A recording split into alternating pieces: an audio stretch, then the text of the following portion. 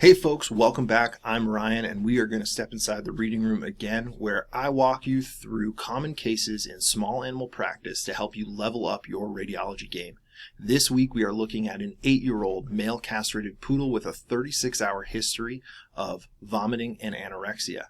So this is the image that I provided through the Weekend Rounds newsletter and asked our readers what do they think is going on. So if you're interested in getting early access to these cases, be sure to sign up weekend-rounds.beehive.com and you can get early access and participate in the voting that goes on ahead of these Wednesday releases.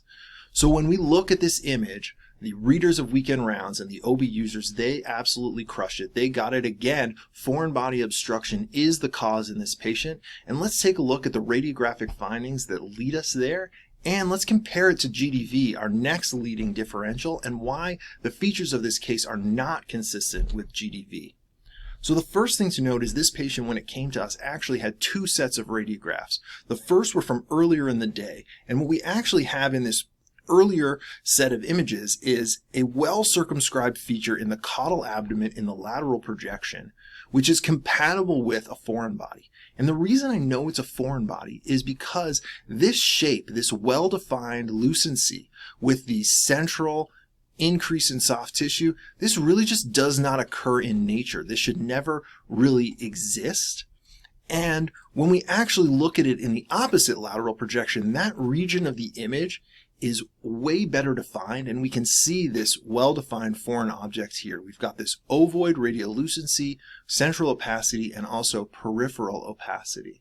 And so when we're looking at the images that I provided via email, there's a few things that we can look at. One is that feature has shifted its position in the abdomen, but it remains present here in the mid-abdomen, sitting right here, this well-defined oval feature.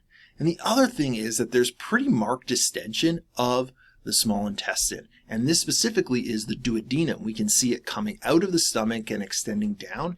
And this is creating what we call two populations of small intestine. So the largest small intestinal segment, which is this duodenum, is greater than 2 times the diameter of the smallest small intestinal segment. And this is an indication of mechanical obstruction. So we've got this foreign body present. We've got dilation of the duodenum, and therefore we can confidently conclude that this patient has a foreign body mechanical obstruction.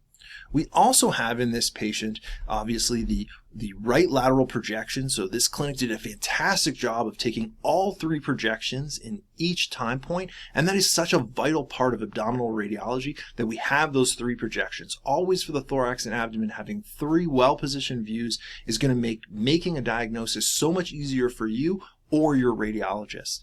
And so one of the things we can see here again is that the foreign body is present within the mid-abdomen. We can still see it. It still has that well-defined lucency in the middle. And so looking for these shapes that don't occur naturally are one of the things that we can look for in our cases where there are foreign bodies, to look for evidence of that foreign body in the intestine. When we compare this to what a GDV should look like, what we can actually see is that a GDV has a very different appearance. This is what we call compartmentalization of the stomach. This is a right lateral projection, and we can see the pylorus dorsally displaced here and marked distension of the fundus with this soft tissue shelf between them. This is a GDV. As opposed to this projection, which 2 things tell us it's not a GDV. One, this is a left lateral projection, and we're not identifying the compartmentalization on a left lateral projection. We only see that in a right lateral projection. The other thing that we can tell is that there's no actual compartmentalization. You have gas filling of the gastric body, pyloric antrum, and then going straight out into the duodenum here. There's no compartmentalization present. And so this, again, is an example of a GDV here on the left and our current case on the right. And that is the difference between these, and that's why it's not a GDV in this example. So I really hope this is helpful, and I hope that it makes you more confident the next time you're faced with abdominal radiographs in your vomiting animals.